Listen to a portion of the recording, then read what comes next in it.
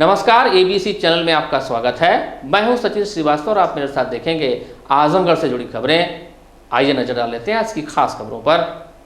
खबर के प्रायोजक हैं लखनऊ की प्रसिद्ध रक्त रोग विशेषज्ञ डॉक्टर शिल्पी अग्रवाल अब आपके शहर आजमगढ़ में प्रत्येक माह के पहले और तीसरे गुरुवार को शहर के सिधारी में स्थित रेनबो हॉस्पिटल में दे रही हैं अपनी सेवाएं।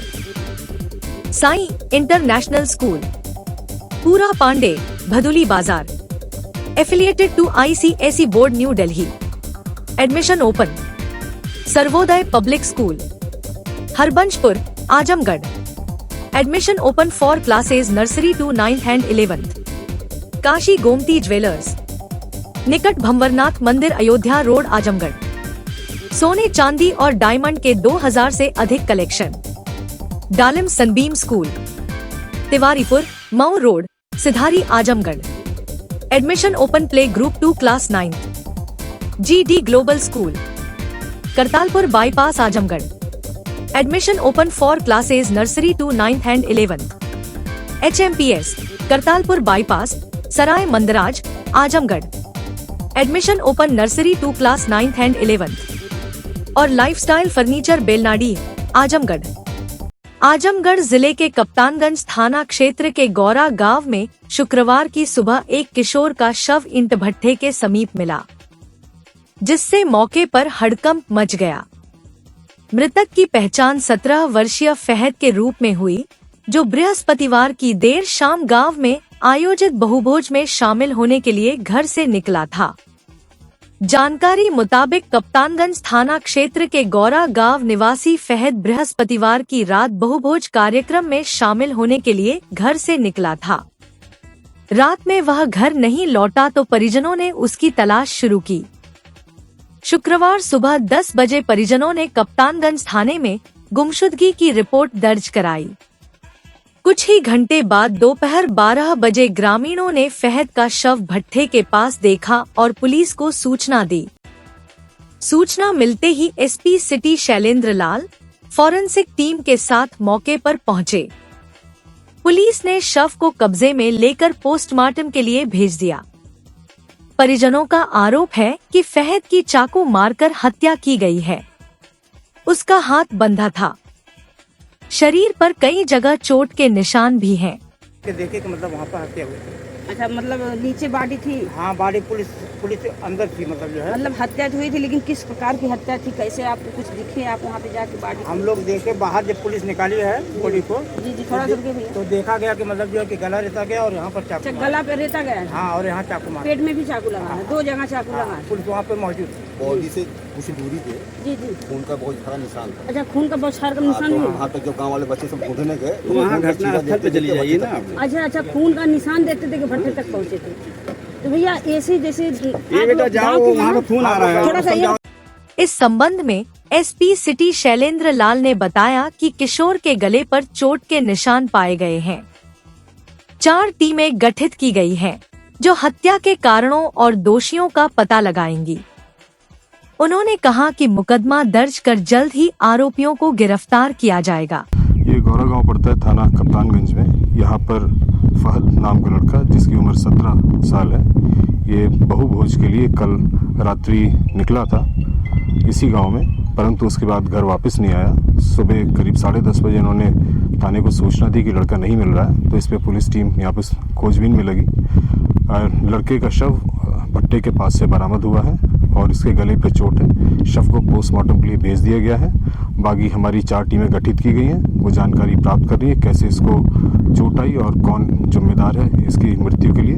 और शीघ्र ही हम पोस्टमार्टम रिपोर्ट व अन्य हमारी जानकारी पड़ती है, शीघ्र ही हम मुकदमा पंजीकृत करेंगे और वैधानिक कार्रवाई करेंगे और अभियुक्तों की गिरफ्तारी करेंगे। सर, परिजनों का क्या कहना है सर, कि कुछ पुराना विवाद या कुछ ऐसा कुछ है? नहीं, अभी हम लोग जानकारी कर रहे हैं, जैसे संज्ञान में आता है क्या कारण है उसके बाद हम आपको अवगत कराएंगे। जिलाधिकारी रविंद्र कुमार द्वितीय ने शुक्रवार को ग्राम पंचायत हरिहरपुर ब्लॉक पलहनी में निर्माणाधीन संगीत महाविद्यालय का स्थलीय निरीक्षण किया। सर्वप्रथम जिलाधिकारी ने संगीत महाविद्यालय के प्रोजेक्ट रिपोर्ट का अवलोकन किया तथा DPR के अनुसार निर्माण कराए जा रहे ग्राउंड फ्लोर, प्रथम एवं द्वितीय फ्लोर का निरीक्षण किया। जिलाधिकारी ने classroom, hostel, kitchen, auditorium, principal कक्ष, शौचालय आदि का निरीक्षण किया एवं उसमें लगे खिड़की, दरवाजे, तार, पंखा, सीलिंग, दीवार आदि की गुणवत्ता की जांच की। उन्होंने निर्माण कार्य में प्रयोग हो रहे सरिया, सीमेंट, पेंट आदि के मटेरियल के ब्रांड की जांच किया। जिलाधिकारी ने गैलरी में बने हुए पानी के चैम्बर को बराबर करने के निर्देश दिए। इसके साथ ही जिलाधिकारी ने छत की ऊंचाई की भी जांच किया। जिलाधिकारी ने कार्यदायी संस्था को निर्देश दिया कि निर्धारित अवधि तक प्रत्येक दशा में महाविद्यालय के अवशेष कार्यों को पूर्ण कराते हुए हैंड ओवर करना सुनिश्चित करें। उन्होंने कार्यदायी संस्था को निर्देश दिया कि जहां पर सीलिंग दिख रही है या जहां पर बरसात के समय पानी का बौछार आने की संभावना है, वहां पर आवश्यक व्यवस्था करें, जिससे कि सीलिंग न हो एवं बरसात के समय पानी का बौछार न आए। उन्होंने कहा कि किचन में प्रयोग होने वाले सामान आदि का क्रय समय से कर लिया जाए। इसके पश्चात जिलाधिकारी ने कंपोजिट विद्यालय हरिहरपुर का निरीक्षण किया। जिलाधिकारी ने क्लासरूम में जाकर बच्चों से किताबें पढ़वाई एवं बच्चों से ड्रेस तथा खाने आदि के संबंध में जानकारी लिया। निरीक्षण के दौरान जिलाधिकारी ने कक्षा 7 की उपस्थिति पंजिका का अवलोकन किया, जिसमें 8 बच्चे अनुपस्थित थे, परंतु उनकी उपस्थिति दर्ज पाई गई, जिस पर जिलाधिकारी ने कड़ी नाराजगी व्यक्त करते हुए मौके पर उपस्थित बीएसए को तत्काल जांच करते हुए संबंधित अध्यापक को निलंबित करने के निर्देश दिए एवं प्रधानाचार्य को कारण बताओ नोटिस जारी करने के निर्देश दिए। साथ ही जिलाधिकारी ने बालक बालिका शौचालय का निरीक्षण किया, जिसमें उचित साफ सफाई पाई गई। इसके साथ ही जिलाधिकारी ने परिसर में स्थित आंगनबाड़ी केंद्र का निरीक्षण किया। जिलाधिकारी ने वहां पर कार्यरत आंगनबाड़ी कार्यकर्त्री से बच्चों के टीकाकरण, बच्चों की हाइट, वजन, हॉट कुक्ड आदि के बारे में जानकारी लिया। उन्होंने गर्भवती महिलाओं का नियमित टीकाकरण, समय समय पर पोषण वितरण आदि के संबंध में आवश्यक निर्देश दिए। परिसर में स्थित पंचायत भवन में जाकर जिलाधिकारी ने कंप्यूटर ऑपरेटर से जीरो पॉवर्टी के अंतर्गत कितनी फीडिंग हुई, इसके बारे में जानकारी लिया, जिस पर कंप्यूटर ऑपरेटर ने बताया कि 20 की फीडिंग कर दी गई है। इसके पश्चात जिलाधिकारी ने हेल्थ वेलनेस सेंटर हरिहरपुर का निरीक्षण किया। जिलाधिकारी ने वहां पर उपस्थित आशा से गर्भवती महिलाओं का नियमित टीकाकरण, संस्थागत प्रसव आदि के संबंध में जानकारी लिया। इसके साथ ही जिलाधिकारी ने हेल्थ वेलनेस सेंटर पर दवाओं की उपलब्धता का भी निरीक्षण किया। उन्होंने कहा कि हेल्थ वेलनेस सेंटर पर पर्याप्त दवाओं की उपलब्धता होनी चाहिए।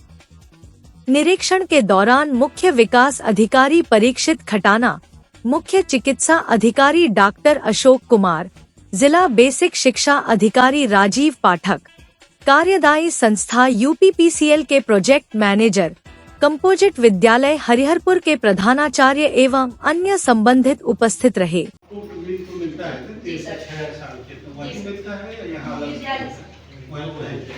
खाना खाए बेटा, खाना खाए, क्या खाए?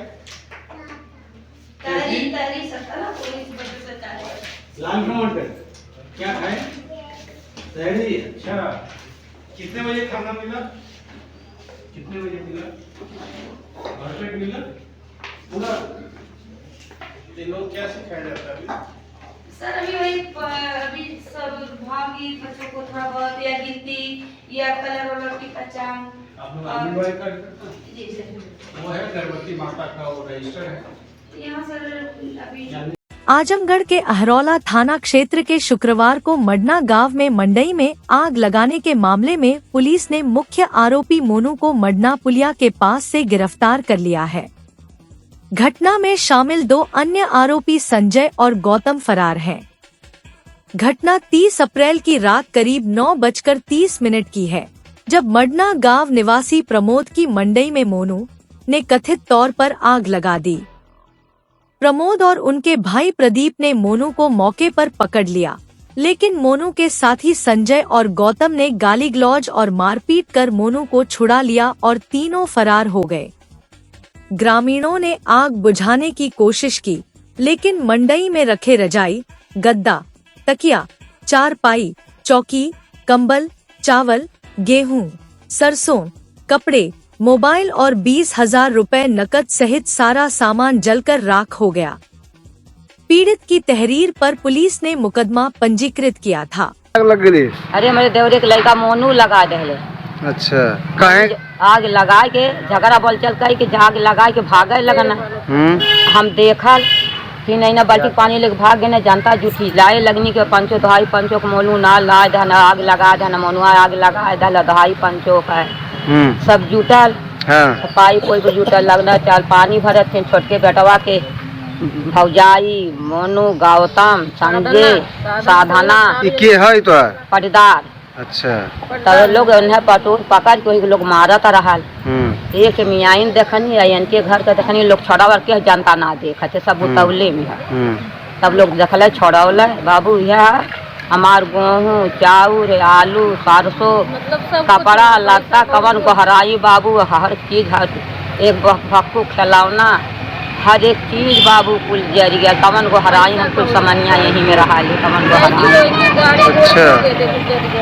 कुल साइकिल फाइकिल कुल देखा तो गेहूँ ना देखा साइकिल हर एक चीज सारा सामान कुल बाबू यही में रहा। पैसा धैला नहीं डेहरी पे कहानी करके दिल कहानी घर में धर। कितना रख ले पैसा? कितना पैसा रख ले? 20,000 जैसे मांगों के लिया नहीं काम करके हलाना मौजूद है थोड़ी हमरो पानी स्वानी रहे कटिया उटिया कैले रहनी बहन से मांगो के भाई से मांग के धैले रहनी है। हाँ। कि कब होई कब ना हुआ पतो है धैनी कब होई कहानी घरा में धरबे घरा में धई ना पौनी यही डेहरी पर बांधले रहनी बोरा वही खुल जाए। एसपी ग्रामीण चिराग जैन ने बताया कि मंडई में आग लगाने वाले एक आरोपी को गिरफ्तार कर लिया गया है। बाकी के 2 साथियों की तलाश की जा रही है। थाना एरोला में ये सूचना प्राप्त हुई थी कि एक गांव मरना पड़ता है, उसमें एक व्यक्ति प्रमोद ने सूचना दी कि उनके घर में मड़ई में किसी 3 व्यक्तियों द्वारा जो मरना के रहने वाले हैं पड़ोसी हैं उनके द्वारा आग लगा दी गई है। इस सूचना पर तत्काल प्रभाव से मुकदमा पंजीकृत किया गया है। आज मोनू जिसने मुख्य अभियुक्त इसमें रहा है उसकी गिरफ्तारी कर उसको रिमांड प्राप्त कर जेल भेजा जा रहा है। शेष 2 अभियुक्त की गिरफ्तारी के लिए भी टीमें गठित कर दी गई हैं। सभी साक्ष्य अंकन की कार्रवाई की जा रही है। आगे जो भी तथ्य प्रकाश में आएंगे उनके आधार पर विधिक कार्रवाई की जाएगी। सर कारण पता चला क्यों आग लगाई है? आपसी रंजिश का मामला बताया जा रहा है। शेष तथ्यों की हम लोग अभी जाँच में लगे हैं। जो भी तथ्य गहराई से जाँच की जाएंगी, जो तथ्य आगे प्रकाश में आएंगे उनके। जाति नहीं धर्म पूछा के बने सवाल के बीच जाति जनगणना का मुद्दा फिलहाल जेरे बहस हो चुका है। भाजपा ने जहां पहलगाम के मुद्दे को डाइवर्ट कर दिया है तो वहीं कांग्रेस का ट्रैक भी बदल गया है। राहुल गांधी के संघर्ष की उपलब्धि का जश्न मनाने में वह डूब गई हैं। इसी क्रम में केंद्र की मोदी सरकार के ऐलान के बाद की अगली जनगणना जाति के आधार पर होगी। इस निर्णय के बाद आजमगढ़ जिले में कांग्रेस के पदाधिकारियों ने राहुल गांधी की तस्वीर को दूध से नहलाकर राहुल गांधी का धन्यवाद ज्ञापित किया। उन्होंने कहा कि पूरा भारत इस बात का गवाह है कि राहुल गांधी अकेले यह लड़ाई लड़ रहे थे। जातीय जनगणना की पहल राहुल गांधी ने 2011 में ही की थी।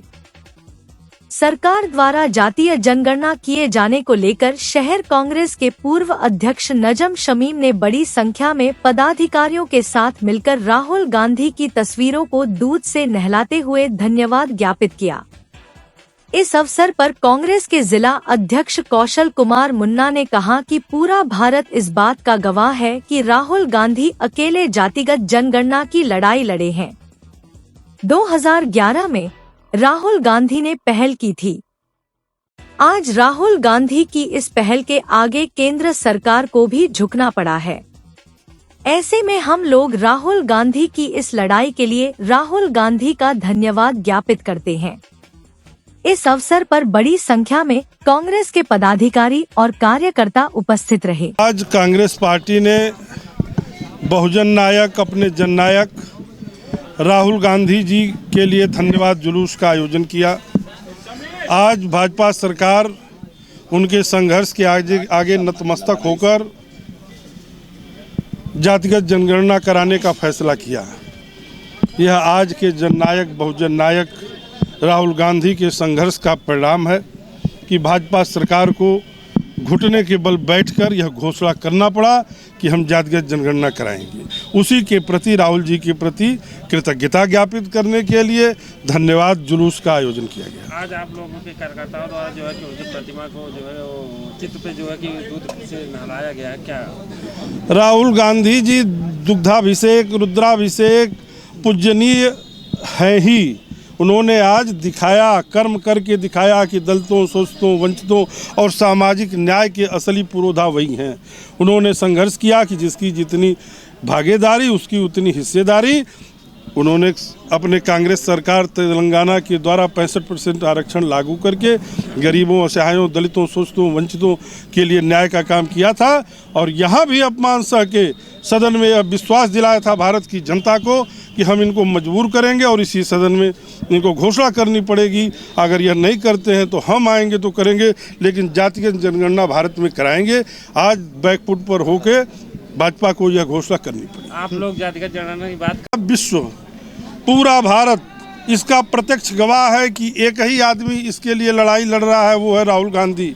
उसके प्रति ऐसे अश्लील भाषा का उनके सांसदों ने उपयोग किया कि जिसको सुन के आम आदमी का रोआ थर्रा जाएगा, क्रोध में हो जाएगा। लेकिन हमारे जननायक ने हंसते हुए कहा कि आप कितना हो अपमान कर लो, हम यह ला के रहेंगे। और जातिगत जनगणना इनको राहुल गांधी के दबाव में लाना पड़ा। देखिए, पूर्व में भी ऐसी जातिगत जनगणना हुई थी लेकिन आंकड़े पेश नहीं किए गए थे, इसके लिए आपकी इसमें समय लगता है। 2011 में ही कांग्रेस ने यह पहल की थी और उसके बाद हमारी सरकार 2014 में चली गई। 2015 में इन लोगों ने आके उसके कुछ भाग को किया। असली मूल जो हमारा मुद्दा है जातिगत आधार पे जाति के बारे में बताना, वह लोग छिपा ले गए। तभी से हमारी मांग चल रही है कि जातिगत जनगणना कराई जाए, साफ साफ बताया जाए और जिसकी जितनी भागीदारी है उसी हिसाब से उसको हिस्सेदारी दी जाए। 50% का आरक्षण की सीमा तोड़ी जाए और उसको आगे बढ़ाया जाए, जिससे गरीबों, वंचितों, शोषितों को उसका लाभ मिल सके। 30 अप्रैल को भारतीय जनता पार्टी ने जिला मुख्यालय स्थित डॉक्टर अंबेडकर पार्क में काली पट्टी बांधकर सपा लोहिया वाहिनी द्वारा भारत रत्न बाबा साहब डॉक्टर भीमराव अंबेडकर के चित्र के साथ खिलवाड़ कर सपा मुखिया अखिलेश यादव को बाबा साहब के बराबर दिखाने का विरोध करते हुए धरना प्रदर्शन किया था। कार्यक्रम के दौरान डॉक्टर अंबेडकर पार्क में बड़ी संख्या में भाजपा का झंडा लगाया गया था। कार्यक्रम के 2 दिन बाद दर्जनों की संख्या में भारतीय जनता पार्टी का झंडा डॉक्टर अंबेडकर की प्रतिमा के कुछ दूरी पर ईंट और मिट्टी के ढेर में पड़ा था। शुक्रवार को कांग्रेस पार्टी के नेता और कार्यकर्ता बाबा साहब की प्रतिमा पर माल्यार्पण करने आए तो उनकी नजर गिरे पड़े भारतीय जनता पार्टी के झंडों पर पड़ी। इस दौरान अल्पसंख्यक कांग्रेस के प्रदेश महासचिव संदीप कपूर ने तंज करते हुए कहा कि भारतीय जनता पार्टी के कार्यकर्ता और नेता जब अपने झंडे का सम्मान नहीं कर सकते तो देश का सम्मान क्या करेंगे। कहा कि पार्टी का झंडा इस हालत में देखकर भाजपा के चाल चरित्र चेहरे की हकीकत बयां हो गई है। हम लोग अपने प्रोग्राम में माल्यार्पण करने आए थे बाबा साहब को, तो ये झंडा पड़ा हुआ है। आप ये लोगों के सवाल आए हैं कि ये झंडा गिरा हुआ है और पड़ा हुआ है, तो जो भारतीय जनता पार्टी और उसके कार्यकर्ता जो अपने झंडे का सम्मान नहीं कर सकता, वो देश की जनता का क्या सम्मान करेगा, विपक्ष का क्या सम्मान करेगा और देश के मुद्दों का क्या सम्मान करेगा। ये आपके सामने उनका चाल चरित्र चेहरा सामने है कि झंडा, वो स्वयं के झंडे का मान सम्मान नहीं रख सकते तो दूसरे का मान सम्मान क्या करेंगे।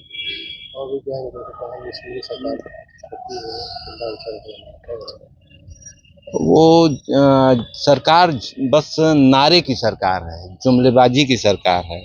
इन्होंने जो कहा वो आज तक नहीं हुआ। ठीक है, पहलगाम हमला देख लीजिए और भी पहले हमले हुए थे, उसकी भी जांच आज तक नहीं आई है। और ये झंडे की हालत देखिए, उनके पार्टी का झंडे की हालत देखिए आप। उनके करनी और कथनी में क्या अंतर है ये आपको स्पष्ट दिखाई देगा। वहीं इस संबंध में जब भारतीय जनता पार्टी आजमगढ़ के जिला उपाध्यक्ष हरिवंश मिश्रा से मीडिया ने बात की तो उन्होंने सारा दोष समाजवादी पार्टी पर मढ़ दिया। कहा कि भाजपा के कार्यक्रम के दौरान पार्टी के झंडा बड़ी संख्या में लगाए गए थे, लेकिन 1 मई को समाजवादी पार्टी ने जो रिक्शा स्टैंड पर धरना प्रदर्शन किया था, इस दौरान सपा के कार्यकर्ता आए और उन्होंने भारतीय जनता पार्टी के झंडे को जमीन पर फेंक दिया। उन्होंने कहा कि झंडा लगाना सभी पार्टी का अधिकार है, लेकिन उसे तोड़कर फेंक देना दुर्भाग्यपूर्ण है। सपा के लोगों ने जो किया है वह निंदनीय है। सपा का भी झंडा लगता है, लेकिन हम लोग कभी ऐसा नहीं करते हैं। भाजपा नेता ने कहा कि डॉक्टर अंबेडकर पार्क में सपा ने कोई काम नहीं किया, इसके बाद भी शिलापट लगाने का काम कर रहे थे। कहा कि सपा जितना भारतीय जनता पार्टी का अपमान करने की कोशिश करेगी, उतना ही हम आगे बढ़ेंगे। झंडा लगाते हैं कि झंडा रहना चाहिए, हम लोग सबके झंडे का सम्मान करते हैं, लेकिन कुछ लोग बीजेपी के झंडे का अपमान करके ये सोचते हैं कि हम उस पार्टी का अपमान करेंगे, तो दुर्भाग्यपूर्ण है। कल समाजवादी पार्टी का धरना था, उन लोगों ने वहाँ से हम लोगों के झंडों को उतार के फेंका है। ये हम लोगों को जानकारी मिली है। ये कहीं न कहीं ये दूषित मानसिकता से ये लोग काम करते हैं। वो जितने झंडे हैं वो हमारे कमल का फूल उसमें है। इन लोगों को पता नहीं है कि कमल के फूल पे बैठ के लक्ष्मी जी आती हैं। तो ये कुकृत्य वही सब कर सकते हैं और कोई नहीं कर सकता है। ये जो झंडे हैं आप लोगों ने दिखाया है, आप लोगों को मैं बधाई देना चाहता हूँ। अभी हम लोगों ने उसको उठा करके अपना ले जाएंगे, क्योंकि झंडा लगाना सबका अधिकार है, लेकिन उसको तोड़ के फेंक देना, कहीं गंदी नाली में गिरा देना, यह दुर्भाग्यपूर्ण है। उनका भी तो लगा है, हम लोगों ने कोई आपत्ति नहीं किया, लेकिन इस तरीके से उनके लोगों का हंस रहा। आप लोगों ने पहले ही देखा कि ये यहाँ पे जहाँ पे हम खड़े हैं बाबा साहब के यहाँ कोई भी कार्य लोगों ने नहीं किया था, लेकिन सिलापट लगा करके अपना काम दिखाने वाला कर रहे थे। तो उसी तरीके से जहाँ जहाँ हमारा अपमान करेंगे उतना हम आगे बढ़ते जाएंगे। तो ये मुझे लगता है कि ये उन्हीं लोगों की कृत्य है, ये कृत्य की मैं निंदा करता हूँ। लेकिन ये झंडा तो जिस दिन आपका कार्यक्रम था उसके शाम के ही से और यहाँ नहीं। सपा का कार्यक्रम तो वहाँ था, रिक्शा स्टैंड में था। अरे भाई यही नहीं लगा था हमारा, हम लोगों ने रास्ते में हर जगह लगवाया था। यहाँ पे मैंने देखा ये कल का ही आप जो कर रहे हैं कार्यक्रम कल है, लेकिन हमारा पूरा रास्ते में झंडा लगा था। लेकिन इन लोगों ने कहा, मैंने कहा ना कृत्य यही है, ये लगातार ये लोग यही काम करेंगे।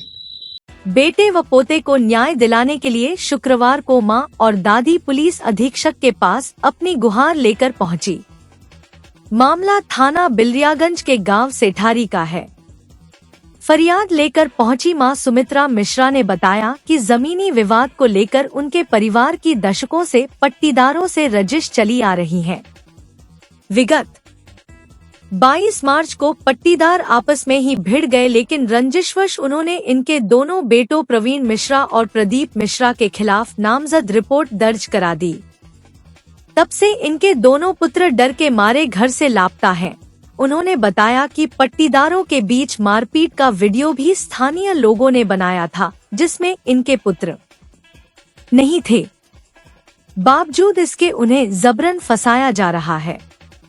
उन्होंने पुलिस अधीक्षक से न्याय की गुहार लगाते हुए निष्पक्ष जांच करते हुए उनके पुत्रों का नाम मुकदमे से निकाले जाने की मांग की। पट्टीदारी में झगड़ा था, आपस में लोग किए हैं अपने पट्टीदारी में, और फंसा दिए हैं मेरे बच्चों को, प्रवीण मिश्रा और प्रदीप मिश्रा को। अब ऐसे फंसाए हैं कि बच्चे मेरे घर छोड़ दिए हैं। आज 1 महीना 12 दिन हो गया। क्या मामला था, क्यों फंसा है? मामला वो आपस जैसे हमसे जमीनी विवाद चल रहा था। आज 10-12 साल से मुकदमा चल रहा है। वो मेरा रास्ता रोके, हम लोग उनका नाली रोके नहीं है, मेरे में बहवा रहे हैं। मेरा बैनामे की जमीन है, उसमें वो लोग बहवा रहे हैं। कई बार सुलह सपाट हुआ, थाने से भी हुआ, तहसील से आया, सबको जानकारी है। तहसील से भी आई, तहसीलदार आए थे, उसका नाली निकलवाए। जबरदस्ती मेरे में बहवा रहा है। वो तो छोड़िए, मुकदमा चल रहा है। उसी का भाई, चचेरा भाई बम्बई से आया, लैट्रीन बनवा रहा था, और वो लैट्रीन को ये लोग रोके, जिससे मेरा मुकदमा चल रहा था। रोके लोग, अब उसी में 4-5 दिन से चला, 4-5 दिन से विवाद वो लोगों का चल रहा था। उसी में 22 मई को 22 मार्च को लोग आपस में झगड़ा किए, तोड़े ताड़े, उसका लैट्रीन बन रहा था। 100 नंबर को फोन किए, सब 100 नंबर आया। मेरे बच्चे भी वो जो बनवा रहा था वो बुलाया, इस स्कूल से थे, आ गए, देख के पुलिस भी चली गई, मेरे बच्चा भी चले गए लोग दोनों। अब उसके बाद ये लोग आपस में विवाद किए, मारा पीटी किए। एक को मार रहे थे, बच्चे को, छोटा, अरे 18-19 साल का बच्चा होगा, उसको मार रहे थे लोग पटक के। कौन मार रहा था पटक के? वो जो मुकदमा की जो केस किया है, वही जो केस। क्या नाम है उनका? जयप्रकाश, सूरज प्रकाश। अब एक केदार है, वो साथ में मिले हैं, Kedar Mishra.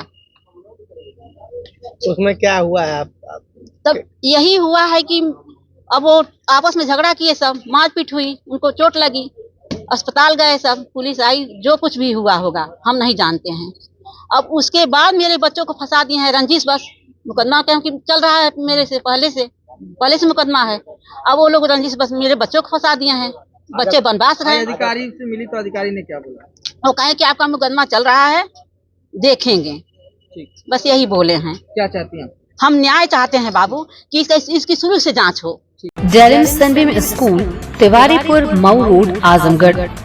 Admission open for new session, play group to class 9। Special features, smart class available, science, computer lab and library, indoor and outdoor sports facilities, experienced teachers, monitoring with CCTV camera, transport facility. Give your child a quality education. Dalim Sunbeam School, Tiwaripur, Mau Road, Azamgarh. Sai international school, जहां हर दिन एक नई शिक्षा की शुरुआत है। Modern education system, smart classrooms, expert teachers और एक ऐसा एनवायरनमेंट जहां हर बच्चा अपने सपने सच करता है। पढ़ाई के साथ साथ स्पोर्ट्स, आर्ट और एक्स्ट्रा एक्टिविटीज। आजमगढ़ का बेस्ट इंग्लिश मीडियम स्कूल, जहां हर बच्चे को मिलता है परफेक्ट एजुकेशन। एडमिशन ओपन आज ही जुड़े साई इंटरनेशनल स्कूल से, जहां हर कल नई उम्मीद के साथ रोशन होता है। Lifestyle furniture, Belnadi, Azamgarh. सभी प्रकार के फर्नीचर एवं इलेक्ट्रॉनिक सामानों की भरपूर रेंज उपलब्ध। हमारे यहाँ EMI की सुविधा 0% ब्याज पर उपलब्ध। इलेक्ट्रॉनिक सामानों में LED TV, refrigerator, washing machine, air conditioner, air cooler, deep freezer, water cooler, mixer, juicer, iron, fan, induction, battery, inverter, electric geyser, gas geyser, आटा चक्की इत्यादि। फर्नीचर के सामानों में बेड, गद्दा, सिंगारदान, अलमीरा, sofa, table, chair, rack, stool, संदीली, सीढ़ी, डाइनिंग टेबल, झूला आदि। शादी विवाह की हो तैयारी या ऑफिस और घर के लिए सामानों की करनी हो खरीदारी, पहुँचिए lifestyle furniture, Belnadi, Azamgarh. Harishchandra Mishra public school, Kartalpur bypass, Sarai Mandraj, Azamgarh. Affiliated to CBSE new Delhi. Admission open nursery to class 9th and 11th। जिले का एकमात्र फुली एयर कंडीशन स्कूल। अनुभवी टीचिंग स्टाफ, स्मार्ट क्लासेस, सभी कक्षाओं की CCTV से निगरानी। केमिस्ट्री, फिजिक्स, बायोलॉजी, कंप्यूटर और मैथ की अत्याधुनिक लैब। हरा भरा खेल का मैदान, स्विमिंग पूल, योग और ध्यान केंद्र। Transport facility available. अच्छी तरह से सुसज्जित ऑडियो विजुअल के साथ 100% डिजिटल परिसर। विशाल पुस्तकों के संग्रह के साथ library. HMPS, Kartalpur bypass, Sarai Mandraj, Azamgarh. GD Global School, Kartalpur Bypass, Azamgarh.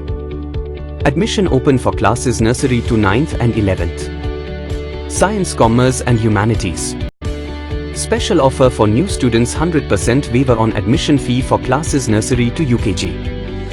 100% discount on admission fee on third child. 50% discount on admission fees for classes 1st to 2nd. 25% discount on admission fees for classes 3rd to 8th. For admission contact GD Global School, Kartalpur Bypass, Azamgarh. Sarvodaya public school Azamgarh में आपका स्वागत है, जहां हर दिन एक नई शुरुआत होती है।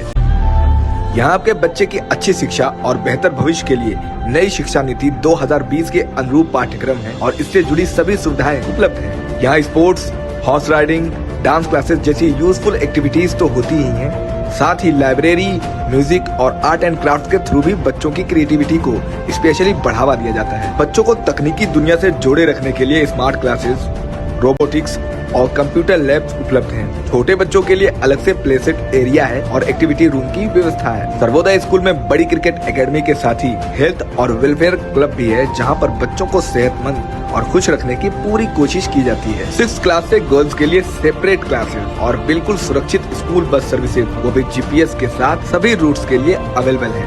Kashi Gomti jewellers, A wing of Kashi Gomti group, निकट भंवरनाथ मंदिर, अयोध्या रोड, आजमगढ़।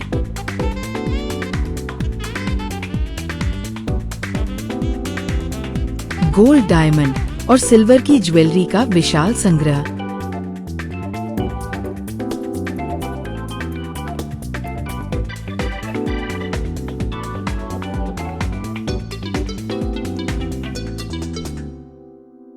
शादी के गहनों का संपूर्ण पैकेज मात्र 1,51,000 रुपए में। शुद्धता की 100% गारंटी। खूबसूरत लम्हों को बनाएं और यादगार। पहुँचे काशी गोमती ज्वेलर्स, निकट भंवरनाथ मंदिर, अयोध्या रोड, आजमगढ़। लखनऊ की प्रसिद्ध रक्त रोग विशेषज्ञ डॉक्टर शिल्पी अग्रवाल अब आपके शहर आजमगढ़ में प्रत्येक माह के पहले और तीसरे गुरुवार को शहर के सिधारी में स्थित रेनबो हॉस्पिटल में दे रही हैं अपनी सेवाएं। ब्लड का कम होना या बढ़ना, शरीर पर नीले धब्बे पड़ना, प्लेटलेट कम होना, गांठों या तिल्ली का बढ़ना, बार बार बुखार आना, वजन तेजी से घटना और ब्लड कैंसर सहित रक्त से संबंधित किसी भी समस्या के बेहतर इलाज के लिए संपर्क करें।